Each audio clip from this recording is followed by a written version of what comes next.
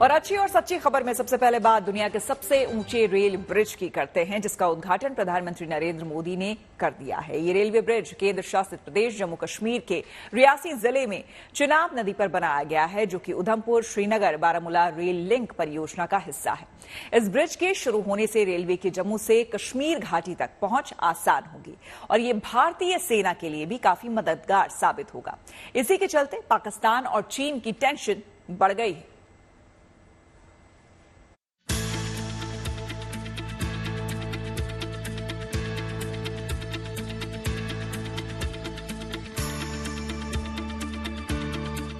इसकी भव्यता बेमिसाल है, इसकी ताकत का लोहा भी बेजोड़ है।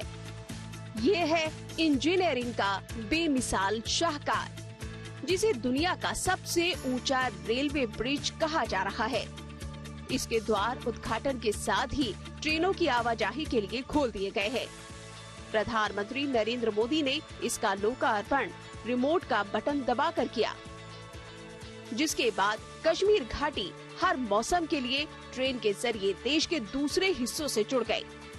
रियासी जिले में बना ये bridge Udhampur Srinagar Baramulla railway link project का हिस्सा है, जिसे चिनाब नदी के ऊपर बनाने में करीब 2 दशक का वक्त लगा। 32,000 करोड़ रुपए के प्रोजेक्ट्स, उसका शिलान्यास और कुछ का लोकार्पण किया गया है। ये शिक्षा, कौशल, रोजगार, सेहत, उद्योग और कनेक्टिविटी से जुड़े प्रोजेक्ट्स हैं। 2004 में निर्माण शुरू होने के साथ ही ये चिनाब ब्रिज सुर्खियों में आ गया था, क्योंकि ये पेरिस की एफिल टावर से 35 मीटर ऊंचा है और इसके निर्माण में करीब 27,000 टन से ज्यादा का स्टील इस्तेमाल हुआ है। खास बात यह है कि इसे DRDO की मदद से ब्लास्ट प्रूफ बना दिया गया है, यानी इस रेलवे ब्रिज पर ब्लास्ट का भी कोई असर नहीं पड़ेगा। वहीं इसे जोड़ने के लिए भी विश्व स्तर की वेल्डिंग का इस्तेमाल किया गया है, ताकि रिक्टर स्केल पर 8 की तीव्रता वाले भूकंप को ये आसानी से झेल सके और 266 किलोमीटर प्रति घंटा तक की रफ्तार वाली हवाओं को भी आसानी से सह सके। वहीं इस चिनाब रेलवे ब्रिज पर 2 ट्रैक बिछाए गए हैं, जिससे ट्रेनों को क्रॉसिंग के लिए कहीं रुकना नहीं पड़ेगा और ट्रेन 100 किलोमीटर प्रति घंटा की रफ्तार से इस पर दौड़ सकेंगी। 2004 में इस कोरी आर्च ब्रिज का काम शुरू हुआ था। इसकी लंबाई रिवर बेड से लगभग 369 मीटर है, जबकि चौड़ाई 13 मीटर है। पुल की लंबाई 1.315 मीटर है। इस पर 14,000 करोड़ रुपया खर्च किया गया है। हर साल सर्दी के मौसम में श्रीनगर जम्मू हाईवे भारी बर्फबारी, एवलांच और लैंडस्लाइड के कारण अक्सर बंद हो जाता है। इससे लोगों की आवाजाही और व्यापार पर काफी असर पड़ता है। लिहाजा इस चिनाब ब्रिज के शुरू होने से घाटी के लोगों की निर्भरता सड़क मार्ग पर घट गई है। इतना ही नहीं, सामरिक नजरिए से भी काफी अहम है, क्योंकि कम वक्त में सेना और रसद को दुश्मन का मुकाबला करने के लिए आसानी से सरहद पर पहुंचाने में मदद मिलेगी। माता वैष्णो देवी दर्शन के लिए आने वाले यात्रियों को श्रीनगर जाने के लिए काफी आसानी हो जाएगी और स्थानीय लोगों को भी काफी इसका लाभ मिलेगा। पर्यटकों की वजह से स्थानीय लोगों की इनकम में बढ़ावा आएगा। देश और दुनिया में इंजीनियरिंग के एक से बढ़कर एक उदाहरण मौजूद है, मगर चिनाब ब्रिज की यही अनोखी खूबियाँ इसे दूसरों से काफी अलग बनाती है, जो कि 120 साल तक देश को अपनी सेवाएं देता रहेगा। जम्मू से देवेंद्र शर्मा के साथ bureau report, good news today. और अब बात इंडियन स्पेस रिसर्च ऑर्गेनाइजेशन यानी कि इसरो की, जिसने गगनयान मिशन से जुड़ी तैयारियों में एक और बड़ी सफलता हासिल कर ली है। इसरो ने जानकारी दी है कि C-20 क्रायोजेनिक इंजन अब गगनयान मिशन के लिए बिल्कुल तैयार है, यानी कि कठिन परीक्षणों के बाद क्रायोजेनिक इंजन को सेफ्टी का सर्टिफिकेट मिल गया है।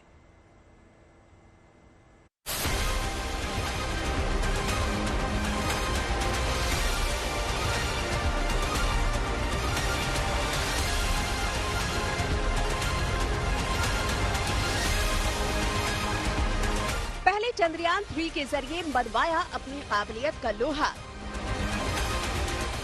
फिर आदित्य L1 मिशन को सफल बनाकर रचा इतिहास। और अब गगनयान मिशन में इसरो ने हासिल की है बड़ी उपलब्धि। ये उपलब्धि कुछ और नहीं बल्कि क्रायोजेनिक इंजन से जुड़ी है, जो इस मिशन का एक अहम कंपोनेंट है। मिशन के लिए इस CE-20 इंजन को तैयार कर लिया गया है। ये गुड न्यूज खुद इसरो ने सोशल मीडिया पोस्ट के जरिए दी है, जिसमें बताया गया है कि CE-20 cryogenic engine Gaganyaan mission के लिए एकदम तैयार है। कठोर परीक्षण से इंजन की क्षमता का पता चलता है।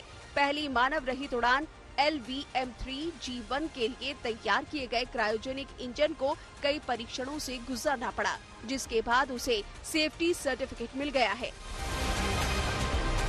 इंडियन स्पेस रिसर्च ऑर्गेनाइजेशन ने अभी एक इम्पोर्टेंट माइलस्टोन को पार किया है, क्योंकि उनका CE-20 क्रायोजेनिक इंजन 20 अभी ह्यूमन रेटेड क्वालिफिकेशन खत्म होकर दिया, क्योंकि इस पे अभी इस इंजन को LVM-3 एस्ट्रोनॉट लॉन्च के लिए भी वो यूज करेंगे। और इस माइलस्टोन के लिए इसरो ने 4 इंजन को 39 हॉट फायरिंग टेस्ट किया है। और जब एक nominal number of seconds human rating के लिए 6350 काफी है, इसरो ने अब 8810 सेकेंड्स के लिए इस इंजन को टेस्ट किया है, क्योंकि इस इंजन टेस्ट पे उन्होंने performance, endurance test, demonstration test सब कुछ उन्होंने खत्म कर दिया। और इस इंजन को अभी वो LVM-3 गगनयान लॉन्च के लिए यूज करेंगे, जो इस साल का सेकेंड क्वार्टर में शुरू होगा। जानकारी के मुताबिक CE-20 इंजन का ग्राउंड क्वालिफिकेशन टेस्ट का अंतिम दौर 13 फरवरी को पूरा हुआ था, जिसमें इस क्रायोजेनिक इंजन की मानव रेटिंग प्रक्रिया को सफल माना गया। इसके बाद आज इसकी घोषणा की गई है। अभी गगनयान मिशन में हम क्या करना है, एक ह्यूमन को धरती से लेके जाना, तो उसके लिए लायक बनाना है डिफरेंट कंपोनेंट्स को। उसपे एक इंजन है क्रायोजेनिक इंजन, लास्ट स्टेज में काम करता है, तीसरा स्टेज में काम करता है। लगभग 100 किलोमीटर के बाद ये काम करना शुरू करेगा। दर इज लगभग वैक्यूम के कंडीशन में वो काम करना शुरू करेगा। एक क्रायोजेनिक इंजन है, हाइड्रोजन ऑक्सीजन को फ्यूल के तरह यूज करके कंबाइन करके एनर्जी प्रोड्यूस करेगा, उसमें वाटर वेपर निकल के आएगा। इस इंजन सेफ है क्या, ह्यूमंस लेके जाने के लिए सेफ है क्या, ह्यूमन जाने के लिए कितना सेफ होना चाहिए, उतना उसका क्षमा है क्या, ये टेस्ट किया है इसरो। देश के इस पहले ह्यूमन स्पेस मिशन की घोषणा पीएम मोदी ने साल 2018 में की थी, जिसे 2022 तक पूरा करने का लक्ष्य रखा गया था। लेकिन कोरोना महामारी के कारण इसमें देरी हो गई। हालांकि जैसे ही हालात सामान्य हुए, इसरो वैज्ञानिक गगनयान मिशन की तैयारियों में पूरी ताकत से जुट गए, जिसके तहत पिछले साल तमाम चुनौतियों से पार पाते हुए इसरो ने गगनयान मिशन की पहली टेस्ट फ्लाइट की सफल लॉन्चिंग की, जिसके बाद अब क्रायोजेनिक इंजन को सफल बनाकर इसरो गगनयान मिशन की दिशा में एक कदम और आगे बढ़ गया है। गगनयान फाइनली तो 2025 में, लेकिन इस साल हम उसकी टेस्ट फ्लाइट्स करेंगे और अगले साल के शुरू में हम एक फाइनल जो रिहर्सल करेंगे, फुल रिहर्सल, उसमें हम एक रोबो को भेजेंगे, असली मानव को नहीं, और वो भी एक महिला रहेगी, वायुमित्र उनका नाम रखा गया है, एक महिला रोबो, क्योंकि रॉकेट के ऊपर जाने का जो ये हमारे एक मानव को लेकर जाएगा ह्यूमन, उसको ऊपर भेजने में उतना ही आनंद है जितना कि उसको वापस सुरक्षित लाने में। गगनयान मिशन के तहत इसरो वैज्ञानिक इंसानों को अंतरिक्ष में भेजने की तैयारी कर रहे हैं, जिसके तहत 3 लोगों की टीम को अंतरिक्ष में पृथ्वी की निचली कक्षा में भेजा जाएगा और फिर उन्हें सुरक्षित पृथ्वी पर वापस उतारा जाएगा। इसके लिए 2025 में इस मिशन को लॉन्च करने का लक्ष्य रखा गया है। अगर इसरो अपने गगनयान मिशन में सफल रहा तो ऐसा करने वाला भारत, अमेरिका, चीन और सोवियत संघ के बाद चौथा देश बन जाएगा। चेन्नई से प्रमोद माधव और जम्मू से सुनील जी भट्ट के साथ bureau report, good news today. कहते हैं ना कि सीखने की ललक ही इंसान को कामयाब बनाती है। कुछ नया सीखने की इच्छा ही गुजरात के बनासकांठा की एक महिला को आगे बढ़ने में मदद कर रही है। आज आपको बनासकांठा जिले के तालेपुरा गांव में रहने वाली आशाबेन चौधरी से हम मिलवाने जा रहे हैं, जो जिले की 15 लाख से ज्यादा महिलाओं के लिए अब मिसाल बन चुकी है। मैकेनिकल इंजीनियरिंग में बीटेक की डिग्री लेने वाली आशाबेन अपने 3 एकड़ खेत में कृषि के लिए ड्रोन का इस्तेमाल कर रही है। आशाबेन अपने खेतों में ड्रोन का इस्तेमाल कर फसल पर दवा और खाद का छिड़काव करती हैं। 3 एकड़ खेती की जमीन पर दवा के छिड़काव के लिए जो काम 1 दिन में होता था, वो अब सिर्फ 9 मिनट में हो जाता है। आशाबेन को इस ड्रोन से अच्छी आमदनी भी हो रही है। वो आसपास के गांव में जाकर दूसरे किसानों के खेतों में प्रति एकड़ 300 रुपए के हिसाब से दवा का छिड़काव करती हैं, जिसकी वजह से उन्हें रोजाना हजारों रुपए की आमदनी हो रही है। ड्रोन की वजह से हम 1 एकड़ में 3 मिनट में स्प्रे कर देते हैं। तो अब हम पहले ड्रोन नहीं थे, ड्रोन जब नहीं आए थे तब हमें लेबर रखना पड़ता था। जो लेबर पूरा दिन छिड़काव करता था तब 1 एकड़ में होता था और उनका 300 रुपया लेता था। और हम ये 1 बीघे के लिए 150 में हम कर देते और फिर 3 मिनट में। तो लेबर और समय में हमें बहुत फायदा होता है। और जो लंबी फसल है, ऐसी फसल में हम कैसे पंप लेके करेंगे? ऐसी फसल में तो हम कर ही नहीं सकते ना। तो उसमें ड्रोन बहुत काम आता है। जो फसलें बहुत ऊंची हो, उनमें हमें ड्रोन से 3 मिनट में हम 1 एकड़ में कर देते हैं। तो उनपे भी बहुत ज़्यादा हमें बेनिफिट मिलता है। तो गुजरात में पूरे से हमें ऑर्डर अभी आने लगे हैं। सब लोग बुलाते हैं, बहन जी आइए। बनासकांठा में तो हमारे 2 ड्रोन ही आए हैं। तो हमें बहुत सारे कॉल आने लगे कि अब हम बहुत जगह पे पहुंच नहीं पाते, इतने सारे ड्रोन ऑर्डर आने लगे। और 1 एकड़ का हम 300 रुपया लेते हैं, इसलिए जो लेबर कोस्ट है वो खेडूतों की कम हो गई है और बहुत स्पीड काम करता है। और उसके ये कि हमारी ज़मीन जो पेस्टिसाइड के लिए जो बंजर हो जाती थी, वो बच रही है, क्योंकि वो तो खाली फसल पे ही स्प्रे करेगा। मैकेनिकल इंजीनियरिंग की डिग्री के बावजूद आशाबेन अपना घर और परिवार भी संभाल रही थी। हालांकि घर परिवार की जिम्मेदारी संभालते हुए कुछ नया करने की चाहत हमेशा थी, जिसकी वजह से परिवार की खेती की जमीन पर जैविक खेती करना शुरू किया। इसी दौरान केंद्र सरकार की ड्रोन दीदी योजना के बारे में आशाबेन को पता चला, जिसकी शुरुआत प्रधानमंत्री नरेंद्र मोदी ने साल 2022 में की। इस योजना का मकसद कृषि क्षेत्र में ड्रोन टेक्नोलॉजी को बढ़ावा देना है। ड्रोन उड़ाने की ट्रेनिंग के जरिए महिलाओं का सशक्त बनाने के अलावा उन्हें आर्थिक स्वतंत्रता देने की भी कोशिश है। इसी सरकारी योजना के तहत आशाबेन ने पुणे में ड्रोन चलाने की ट्रेनिंग ली और खेत में दवा के छिड़काव का तरीका सीखा। अब वो आसपास के गांव में जाकर प्रति एकड़ 300 रुपए के हिसाब से दवा का छिड़काव करती हैं। इससे उन्हें काफी मुनाफा हो रहा है और पति या परिवार पर आर्थिक आजादी के लिए आत्मनिर्भरता भी कम हुई है। घर खर्च या बच्चों को डिमांड उनकी पूरी करने के लिए भी उन्हें अब पति से पैसे मांगने की जरूरत नहीं होती। मेरा ड्रोन दीदी में इंटरव्यू हुआ, उसके बाद सिलेक्शन हुआ। उसके बाद इफको वालों ने हमको भेजा पुणे में, और पुणे सिवरी गांव था, वहीं पे हमारा ट्रेनिंग पीबीसी हब। वहाँ पे हमने प्रणव सर थे, प्रीतम सर थे, सब वो फैकल्टी बहुत अच्छी थी। उन्होंने हमें बहुत अच्छे से अच्छी ट्रेनिंग दी। 3 एग्ज़ाम हुई हमारी वहाँ पे, सब एग्ज़ाम मैंने क्वालिफाई की। उसके बाद हमें पायलट का लाइसेंस मिला और सर्टिफिकेट मिला। 15 दिन हम वहीं रुके थे और सब ट्रेनिंग लेके हम आए। और उसके बाद हमें 15 दिन में हमें हमारा ड्रोन और हमारा ईवी हमें मिल गया। देश में 200 कंपनियों और 2000 ड्रोन पायलट्स का प्रतिनिधित्व करने वाली गैर सरकारी संस्था the drone federation of India Bharat में एक सुरक्षित और मानव रहित विमानन उद्योग के निर्माण के लिए काम कर रही है, जिसकी वजह से भारत के ड्रोन सेक्टर में जबरदस्त विकास हुआ है। साल 2022 के बजट में ड्रोन शक्ति योजना के ऐलान के बाद से भारत में ड्रोन सर्विस सेगमेंट का बाजार तेजी से बढ़ा है। 2026 तक ड्रोन कारोबार के 15,000 करोड़ तक पहुंचने की भी संभावना जताई जा रही है। उसी का नतीजा है कि खेती के अलावा रक्षा क्षेत्र, सर्विलांस, परिवहन, आपात सेवाएं, एरियल फोटोग्राफी और पुलिस की तरफ से कानून व्यवस्था बनाए रखने के लिए भी ड्रोन का इस्तेमाल होना शुरू हो गया है। इस वक्त देश में 200 से ज्यादा ड्रोन को विकसित करने वाले स्टार्टअप काम कर रहे हैं। वजन के आधार पर ड्रोन को 5 कैटेगरी में बांटा गया है, जिसमें से 2 कैटेगरी के ड्रोन को उड़ाने के लिए रिमोट पायलट सर्टिफिकेट की जरूरत नहीं पड़ती है।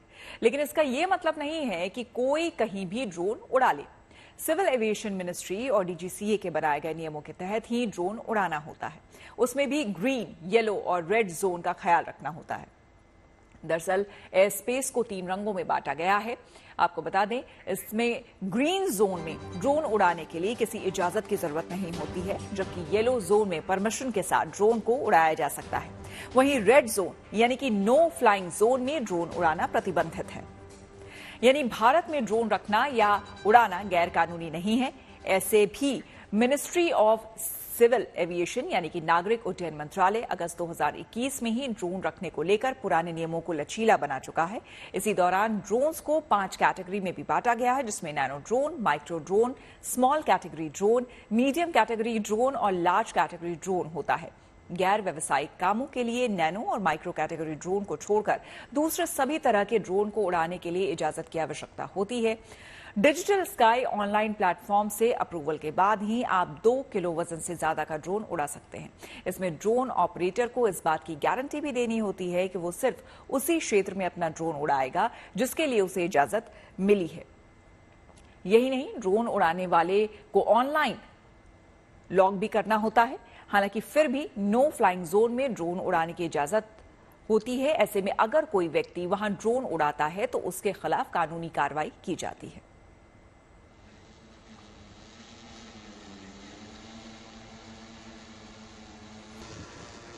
तो ये तस्वीरें आपको हम दिखा रहे हैं बनासकाठा की। आपको बता दें कि बनासकाठा बहुत ही, अगर आप मेन शहर गुजरात समझते हैं और अहमदाबाद समझते हैं, तो अहमदाबाद से काफी दूर जाकर बनासकाठा ये इलाका है जहां पर मुख्य तौर पर ग्रामीण ये पूरा परिवेश है और गांव वहां पर है। और ऐसे में आप यहां पर समझेंगे जो कि शहर से काफी कटा हुआ क्षेत्र है, वहां पर अगर कोई महिला ड्रोन सीख कर उसे उड़ा रही है और व्यावसायिक तौर पर उसका इस्तेमाल कर रही है तो अपने आप में ये बहुत बड़ी बात है। तो आपको बता दें, ड्रोन दीदी के नाम से ये मशहूर महिला, इन्होंने अपने बल पर, अपनी इच्छा शक्ति और कुछ सीखने के बल पर आशाबेन ने ये काम किया है। न सिर्फ इन्होंने अपने लिए ये सीखा है और अपना व्यवसाय उनका अब अच्छा चल रहा है, अपनी खेती उनकी अच्छी चल रही है, बल्कि आसपास में जो और खेती करने वाले किसान हैं उनकी मदद भी, देखिए कितने शानदार तरीके से ये ड्रोन उड़ा रही हैं। और आपको जैसा कि हमने बताया कि बाकायदा इन्होंने ट्रेनिंग ली थी, पुणे में आकर इन्होंने बाकायदा ड्रोन उड़ाने की ट्रेनिंग ली थी, प्रशिक्षण लिया था, जिसके बाद ये ड्रोन उड़ा रही हैं। और इससे केमिकल का छिड़काव बेहद आसान हो गया है। जिस काम के लिए 1 घंटे का पूरा समय लगता था, अब कुछ मिनटों में खेतों में केमिकल का छिड़काव हो जाता है।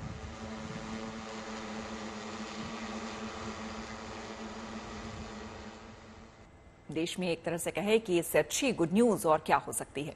चलिए बढ़ते हैं आगे। नोएडा में चल रहे सरस मेले की बात करते हैं। आज उसका एक और रंग आपको हम दिखाते हैं। कल हमने हरियाणवी अंदाज में ब्रज की होली के रंग आपको दिखाए थे और आज बारी है पंजाब की। इस मेले में लगभग हर प्रांत की कला संस्कृति की झलक आपको दिख जाएगी। फिलहाल आप देखिए पंजाब बैंड का धमाल।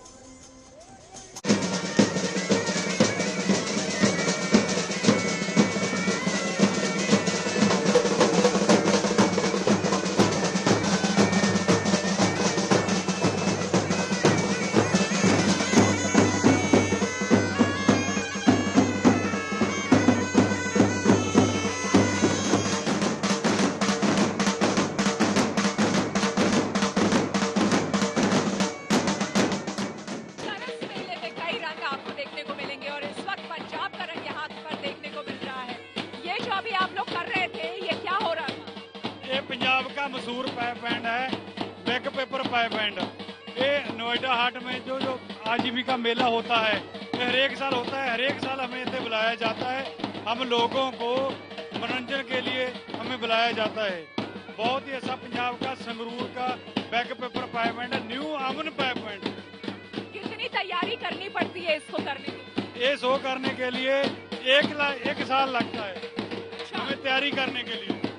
इतना समय चाहिए? हाँ जी, हाँ जी, हाँ जी। यहाँ आप लोग कितने लोगों का ग्रुप आया हुआ है? ये जहाँ पर ग्रुप आया है 7 आदमी।